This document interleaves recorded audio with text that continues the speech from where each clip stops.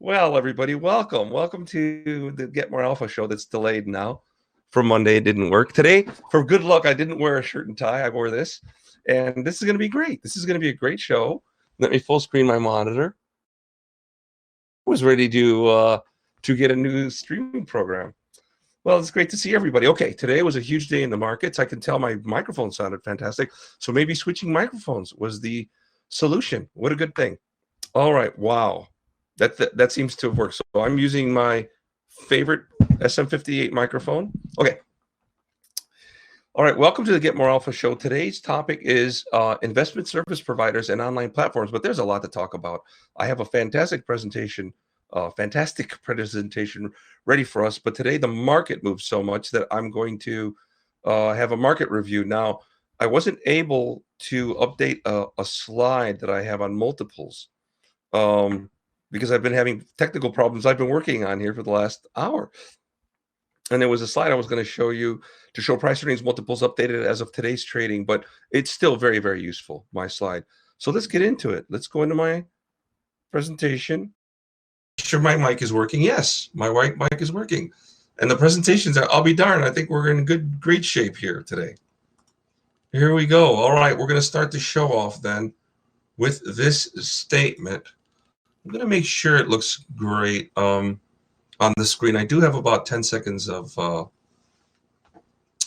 latency between what I have in front of me and what you have in front of you. So I've got to make sure your screen looks good. It does look good. Now let me try the full screen and see how that looks.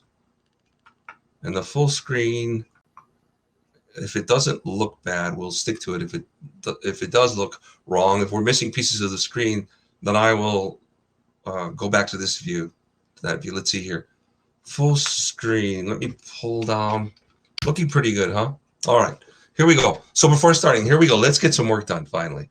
All right. I'm not a broker, investment advisor, financial planner, investment manager, hedge fund, or investment bank. I don't make explicit investment recommendations.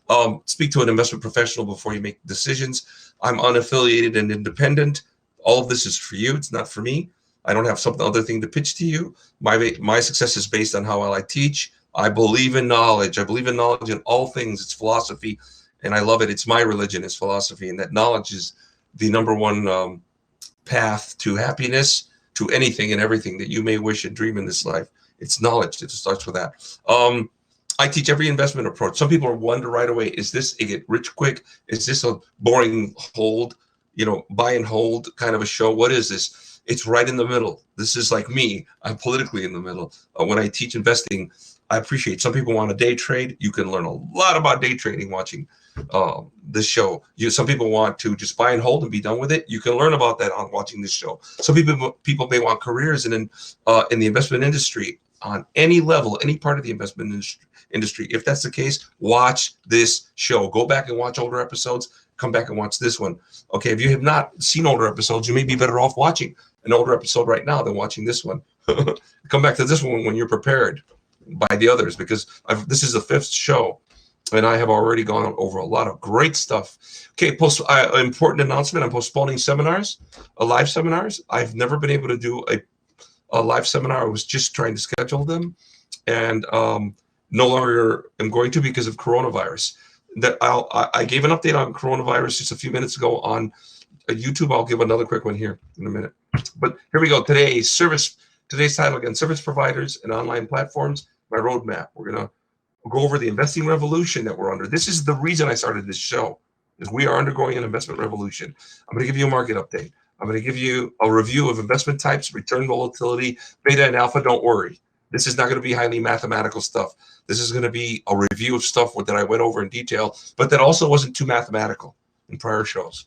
So you may never have heard of some of these terms or any of them: return volatility, beta and alpha. This is time, if you're thinking about investing, or if you're already investing and other people are managing your money, it is time for you to know what is return, what is volatility, what are beta, what are alpha, the 4 most important measures in all of investing. Trust me, please.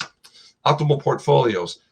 It's the academic theory of investing. It's not exactly precisely accurate, doesn't exactly work in real life markets, but it has extraordinarily important insights, and the persons who developed it won the Nobel Prize for developing it. So it's not just a little formula that I'm going to bore you with because I love, and I'm a math geek and I love that stuff. It's because every investor, at least to some extent, would really gain from knowing it exists.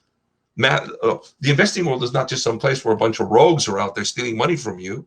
The investment place is a place that academics study, analyze, evaluate, and have created great theories for how markets behave, how information flows through markets, and what is a reasonable price of an investment, what is a reasonable amount of earnings we should get from an investment, okay?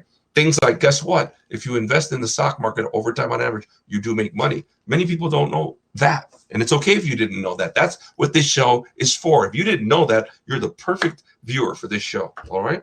This is a show where you can learn everything from the bottom. Anyway, Optimal Portfolio Review, investment service providers, that's the big title today. Investment service providers and online platforms. So there's a lot of work to do. This is considered the third lesson in my series. So what is the investing revolution? The day of online investing for everyone has dawned because we have something we've never had before. I've said it on every single show. For the first time, you can go open an online investing account and open it with zero minimum balance, zero transaction commissions. You, for the first time, can buy stocks and many other instruments. You can buy stocks and ETFs, exchange traded funds, which I will explain, which I have explained in prior shows. You can buy these with zero commission for the first time ever. There's free robo investment management. What does that mean? If you have someone you are already paying to manage your investments, you can get into one of these zero minimum balance accounts, zero transaction commission accounts, no fee, no management fee, and it has a robot in there that will let you select a portfolio that it will manage for you. It will actively manage for you, not just, you won't just buy a portfolio and you're done. It will manage it for you, rebalance it for you. You can get into these programs with your computer, a tablet, a phone app, and much more, way more, which we will get into in this show.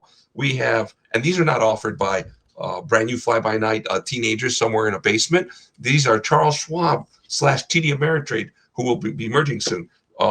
Fidelity, Interactive Brokers, Merrill Lynch, Morgan Stanley are buying E-Trade.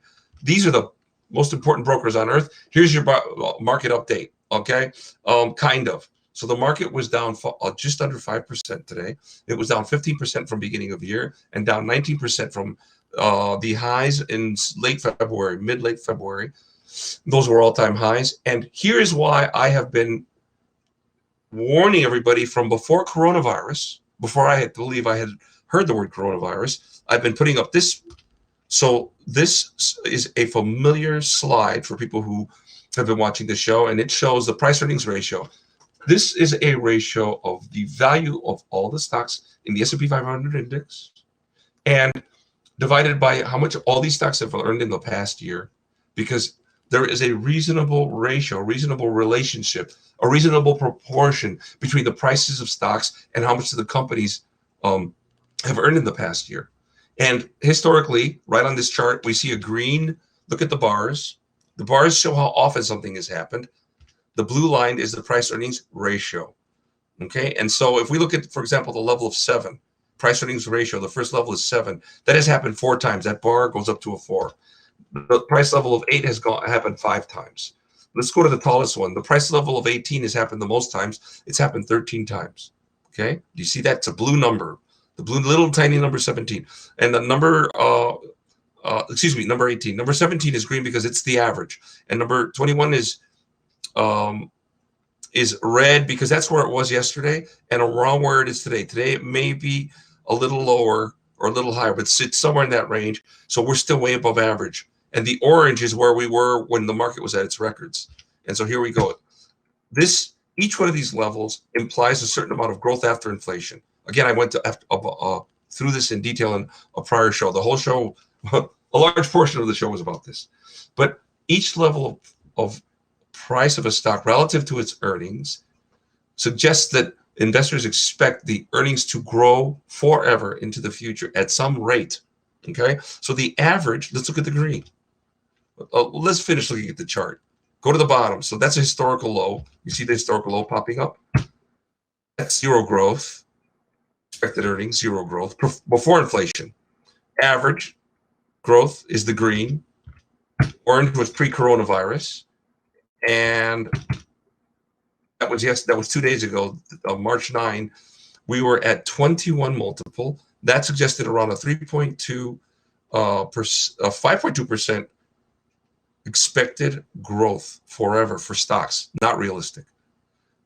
Earnings growth 5% per year going forward for the average stock is too high. We've not been able to do that, and then after inflation, that would be 3.2%. Our average has been, again, back look at the green, has been 4% pre-inflation, 2% after inflation. When pre-coronavirus, we were at 6% pre-inflation, 4% after inflation. That was not sustainable. That's why I talked about it. And the latest was, again, the 21 times. And we're probably around there today because we had a big rally and now we had a big drop off. So we're around 21 times. We had a big rally yesterday, a big drop off today. So here are my conclusions. Today, maybe we're at a potentially sustainable level. Doubtful, though. We're on the high side, right? Look at the bars. How often have we been above, to the right of where the red is? We've only been above them 2, 4, 6, 8, 10, 13 times in, this chart covers from 1927, something like 95 years. It's rarely are we at this level. We're far more likely to go down than up. And coronavirus could really keep pushing us down. So if you are a risk neutral investor, you're going to sell some or a lot of stocks, you're going to sell some or a lot of bonds, especially long-term bonds. You're going to buy short-term treasuries, or you're going to increase cash, and or some combination of all those 4 steps. If you're very risk averse, you're going to sell most or all of your stocks and bonds. You're going to hold a lot of cash or all cash, and you will re-enter the market after a big fall. So we've covered investing revolution. We've covered our market update. Investment types. We're going to fly through this. Cash is cash, or we consider cash certificates of deposit, money market funds, very, very low risk assets, and their risk level is 0 on the right. I will not go over the details of this table because this was very reviewed in great detail on prior shows. And you can always freeze this later, come back to it, and see what's in these columns. What I will emphasize is that if you buy a bond, you're buying a transferable loan, and the risk is low. Depending on the bond. If it's a U.S. Treasury bond, the risk is very, very low. If it's a corporate bond issued by a corporation, higher risk. But from 0 to 10, I've created a risk scale from 0 to 10 just for this slide. No one else has ever used this scale. I made it up. And on my scale for today, a bond, depending on the bond, would be between a 0 and 3 risk, meaning very low risk. Notice that cash has no risk. Okay. Individual stocks have far more risk. Individual stocks, not diversified portfolios of stocks, a risk of 8. And if you buy a stock, you own a piece of a company. If you buy mutual fund shares, you own a piece of a company that buys a lot of different stocks. Okay. Again, if you buy mutual fund shares, you have just bought a piece of a fund, a company that buys a whole variety of stocks for you. So now the risk is vastly lower. Look at the risk number. It's only 4 compared with 8 for an individual stock. Exchange traded fund shares are the new thing because they do what mutual funds do, but they don't charge the 1.5 fee, 1 to 1.5% fee that mutual funds charge. And their risk is the same as mutual funds. Maybe even it's a tiny bit lower because mutual funds only get set, the price gets set once a day. ETF shares you can sell all day long. You don't have to wait for end of day for the market maybe to go way against you. ETF shares, if the market's going against you in the middle of the day, you can get rid of it. So there's less risk there in theory. And more opportunity also to buy it at a good price, because if it rallies during the day, you don't have to wait till the end of the day. Mutual funds set their price once a day at the end of the day. ETF shares can be higher and lower during the same day, even if they hold the same portfolio as a mutual fund, because they're traded during the day. So there's more room there for you to get better pricing, whether you're a buyer or a seller. Hedge funds are companies that take your money if you are an accredited investor, a wealthy investor, and their risk level, I'm putting it on the low side, and they're very professional, and the best hedge funds are fantastic, but they charge tremendous fees. That's enough about hedge funds today. Alternative ETF shares, I just mentioned how ETF shares are better than mutual funds. Alternative ETF shares are a new thing. I'm going to study them and do a show on them, and they are funds that allow us, we who are not accredited investors, we who are not the most wealthy investors, to buy into something that gets to pursue the strategies normally pursued only by hedge funds. So they are more aggressive strategies. I'll call them more technical strategies. They're more volatile strategies, but in the hands of the right person, they're actually strategies that can reduce risk and increase returns. And that's the ultimate goal in investing, the most return possible with the least amount of risk. Options are derivatives, and their risk can be very, very high, especially if you sell options. If you buy options, your risk is nowhere near so high. But if you sell them, careful. You ought to know what you're doing. You ought to know how to price an option on a Black-Scholes model, and you ought to understand that model and maybe even be able to derive that model. And that typically takes a graduate course to learn. I took a graduate course that was called Kenneth French's options course, and Kenneth French, I hope, will win a Nobel Prize because of his work in teaching options and teaching about markets. Okay. Futures are an agreement to buy or sell. So an option is the right to buy or sell something in the future. And typically in our context, that means buying or selling stock in the future, or buying and selling a futures contract. That would be pretty daring in the futures, or buying and selling an index in the future. Or you could buy or sell an ETF, and maybe even a mutual fund share in the future. I'm not sure. I hadn't thought about that before. Futures are agreements to buy and sell something. So not just the right to buy. A futures is the agreement to buy something. You're going to buy it. If you entered into a futures contract, you're going to buy or sell something. What's beautiful about futures contracts, though, on exchanges is instead of buying or selling the thing itself that you've stated, which is called the underlying, you get to just close out the position, and you'll make the exact same money as if you had delivered the actual asset itself. So if you buy a futures contract for a certain stock and the stock rallies, that contract will rally, and you can just sell the contract right before it expires, and you don't have to worry about anyone delivering you the share and then you turning around and selling the share.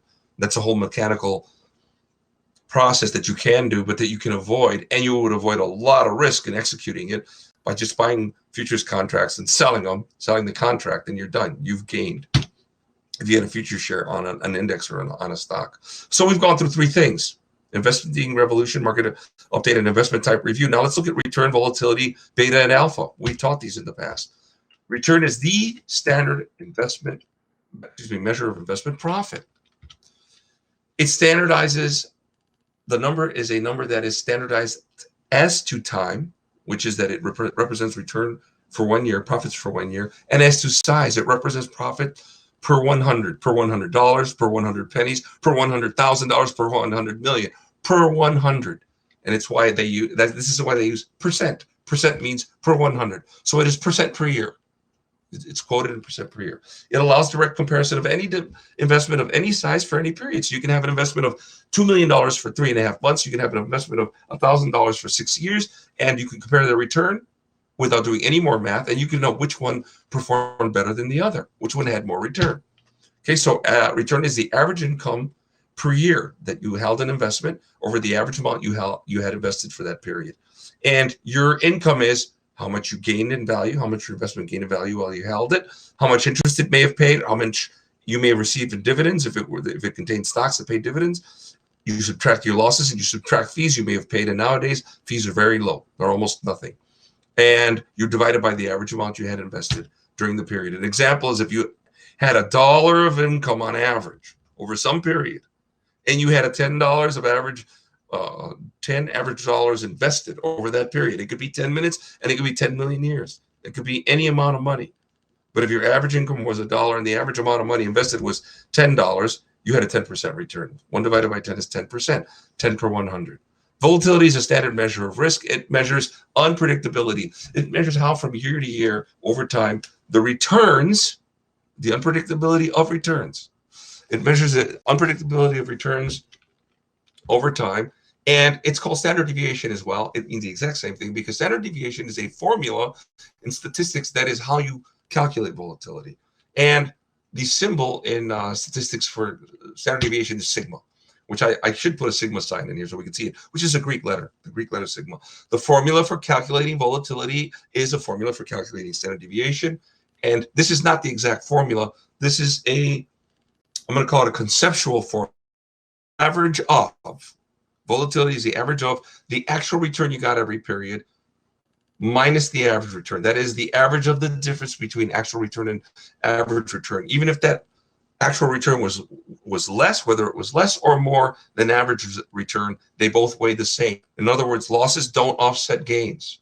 If you had a period where you were below the average by 3%, that counts as 3% variation for that one period. And if you have another period where you gain 3%, that's 3% variation. Those didn't offset each other. Now you have an average variation of 3% if the difference between the actual and the average were 3% both times. All right. 30% volatility means there's a 30% average distance between, and maybe distance would be a good word, difference between actual and average return. A large amount of volatility can be removed by diversifying. Now let's get into beta. Beta is a standard academic measure of risk. It measures risk that you cannot remove by diversifying, whereas volatility mostly can be removed by diversifying, not all. So volatility is that other measure of risk that is used in investing. In theory, beta is the risk for which investors are rewarded. So investors don't get rewarded for carrying a lot of volatility. In theory, investors get paid for carrying the risk that you cannot diversify away. And how we measure beta is to estimate the average change in a stock's return divided by the change in the market return. So if the average change in the stock's return equals the market return, the beta is 1. If it's above 1, then this company is harder than average to diversify. So it has risk that is harder than average to diversify away. If it's below 1, it's an investment that is easier than average to diversify, but neither is good or bad. It just means if you have a higher beta, you also have higher expected returns. If you have a lower beta, you have lower expected returns. So it's a question of choosing what level of risk you want to take. This is theory, investment theory. But beta is used in investment theory to calculate expected return. With this formula, don't worry if the formula means nothing to you, but here it is. Expected return, in theory, equals whatever the risk-free rate is, which is typically treasury bond yield. And some people use short-term treasury bond yield, which would be 1 to 2% right now. And long-term would only be about 2% because we're in very unique markets right now. So the risk-free rate is typically, again, U.S. government treasury bonds, meaning bonds that the United States Treasury, the United States government issues. When you think of the Treasury, by the way, think of just the bank account of the government. That's who the Treasury is. They run the government's bank account. We throw the term Treasury around, and sometimes it's not clear what that is. Okay, so expected return equals risk-free rate plus beta times the market return minus risk-free rate.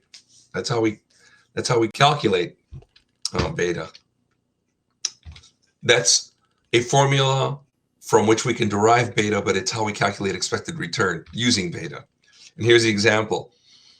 If our risk-free rate is 4% and beta is 1.5, meaning this is a stock that for every time the market moves 1%, this stock moves 1.5% on average, not always. It could be a loose correlation, but on average it moves 1.5%. You take that, 1.5 times what the market moves. You take that 1.5 and multiply it by what the market return was minus the risk-free rate. And in this example, that's 8% minus 4%, which is 4%. 8 minus 4 is 4.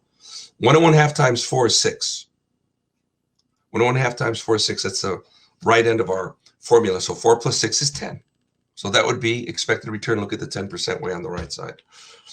So the beta of a portfolio also is the weighted average of the betas of its contents, which is very convenient because then you don't just buy a portfolio wondering what the beta is. You get to see the betas of investments, get them in theory, choose them based on their betas so that you end up with a weighted average beta that is your target risk level. And now you go and buy them and you end up with a portfolio beta that you can predict. That doesn't mean you know how much you're going to make. It doesn't even mean you know what the future estimates of beta will be, because beta always is looking back when it makes its estimate, and over time beta can even change. But beta does seem to be historically relatively stable for most companies, especially if they've been around a long time. Younger companies, betas can be not so meaningful, but once a company has a track record, the beta, and especially if that company stays in the same nature of business, that beta tends to be stable and useful. Okay, what is alpha? Whereas beta was used to measure expected return, notice expected return. So that means you're building a portfolio and you're going in there with your eyes open, with some sense of what you think you can make. Now we're thinking about looking back and seeing, well, how did we do? Because it's definitely possible for any amount of beta for us to do better or less than what we expected to do, how well we did. That's alpha. And if alpha is above 0, we are above average, and let's call it efficiency. If we are at zero, we're average, which isn't bad. The average investor in the market makes money. And if we're below average, if we're below zero, we're below average in efficiency.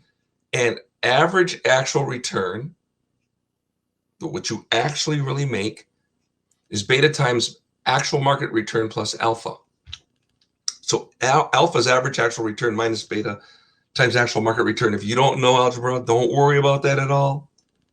It just means that we can calculate beta this way. We can look at what we actually made, and let's say we made 10%. And let's say our beta was 1.5, and the actual market return was 6%. Well, then our alpha would be 1% in that example. That would be a case where the average actual return was better than expected. The holy grail for investors is to get alpha. And this is why many investment entities call themselves, use the word alpha in their names. For example, some people, some not so humble people like Al Mora, include the word alpha in the name of their entity, even if they're just teaching about investing, so that they call themselves things like MorAlpha. Now let's see where we are. Let's look at our roadmap. We have gone through our investing revolution and market update, investment type review. We've looked at return, volatility, beta, and alpha. Now we're going to review optimal portfolios. Again, taking on to the video that got interrupted, got frozen. So here we go. What is an optimal portfolio? Optimal portfolios are combinations of the whole market. And what we mean when we say whole market is all of the stocks in the market, and combinations of the whole market and treasury bonds. And again, when we say whole market, we mean all of the stocks, but the index that we end up using, academics use it, most professionals use it, is the S&P 500. This is the index we use in the United States. And the S&P 500 is an index I've been talking about a lot in all of my shows. So go back if you're not clear on what that is. It's an index that tracks the values of 500 major public companies in the United States. The portfolio is a combination of the whole market and treasury bonds. Treasury bonds are bonds issued by the United States Treasury, and by academics, they're used as a proxy for risk-free assets.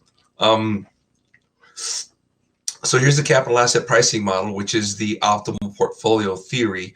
People don't call it the optimal portfolio theory. They call it the capital asset pricing model, or CAPM.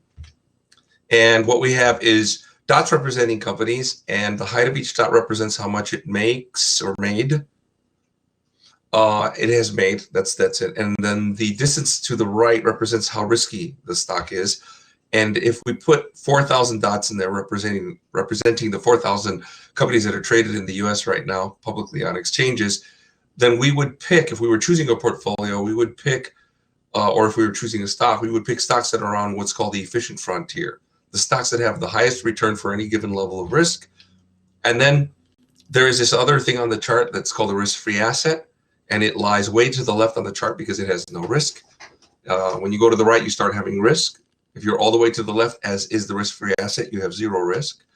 And then there is a line you can draw between the risk-free asset and that leans on the efficient frontier. And it turns out, academics figured out that that point where they touch, it's called the tangent point in mathematics, is the market portfolio. It is the S&P 500. And it is the expected return. The height of that purple dot is the expected return, and the distance from the left of the purple dot, the distance to the right, is the amount of risk or standard deviation, also the amount of beta. The beta of the market is 1. The beta of the risk-free asset in theory is 0. In real life, it ends up not being 0. But in theory, it's 0. So if you use combinations of the risk-free asset and the market portfolio, which would be a treasury bond for the risk-free asset and the S&P 500, and you would buy the S&P 500 by buying an ETF, an exchange-traded fund, or a mutual fund that mimics the S&P 500, and those are widely available. You would buy shares in that, and you could combine them such that you could choose what risk level you want, you desire, and you might set that based on how much you would like to make on average over time. The market makes around 10% on average over time. The risk-free asset is making somewhere between 1% and 2% right now. on average over time. So if you wanted to only make 1 or 2% and you're satisfied and would prefer to take no risk, you would just buy the risk-free asset. If you would not be interested in the risk-free asset and you would prefer to make the 10%, you would buy the market portfolio. But here's something very, very powerful and interesting about the combinations with the risk-free asset and the market portfolio. If you buy a combination of those, you are always above that blue line, the efficient frontier, which means if you combine stocks and bonds, you will always have a more efficient portfolio than if you have only stocks, unless you buy the market portfolio, in which case you're tied. Now, if you really want to get, so that red line is called the optimal portfolio line, security price line, capital allocation line. We've gone over this in prior shows. Now, so these new red letters that come up on the chart above the red line, there are two sets. One says market portfolio plus risk-free asset, right? However, here's what we can do. If we start at the green dot and move up the line and start appropriating more of our portfolio to the market portfolio, if we were halfway down, halfway across from green to purple, green dot to purple dot, we would be half market portfolio, half risk-free asset. But if we went all the way to the purple dot, we would have no more of the risk-free asset. We would have only the market portfolio. However, if we kept going up the red line, how we could do that is by borrowing money, because when we were buying the risk-free asset, we were lending money to the government. But now we could keep going up the red line. When we're done, when we're at the purple dot, we're no longer lending money to the government. But when we rise above the dot, we are borrowing, not lending. And what are we using with the money we borrow? What are we doing with it? We're buying stocks with it. So our return goes really high. Oh, someone's texting me. And so an optimal portfolio can be also a portfolio where you borrow money and buy stocks, and those are called, that's called margin, buying on margin in the market. And be careful, because the word margin is also used in futures markets and it means something different. It's roughly related, but different. So in this context, margin means you borrow money and you buy stocks, and your brokers and your brokerage accounts, online accounts, allow you to do that to the extent that you're collateralized. If you have stocks and cash in the account, then they'll let you borrow some money to buy more stocks. But as we can see on the chart, and as I've warned over and over and over again, the farther you go to the right, the more risk that you have. Okay. William Sharpe, Harry Markowitz, and Merton Miller, down on the bottom line here, received the 1990 Nobel Prize in economics for developing the capital asset pricing model. There it is. So now we've gone through our whole review, and now I will end this video. I'll stick all the pieces together. I have 3 pieces to stick together now and post it, and then I will do a separate live stream of the investment service providers and online platforms. All right, this is Al Mora, your host of the Get MorAlpha show. And if you've been hanging around and watching the videos, then it's my pleasure. Welcome aboard. I'm starting to call people who watch the show MorAlphas on Facebook, because I kept saying MorAlpha followers, quote, colon, the show comes on at 6, but now I've just been saying MorAlphas, the show comes on at 6. So maybe you don't mind being called a MorAlpha, because in investing, again, the more alpha you have, the better off you are. All right, checking out on this review, and now we will start the new show.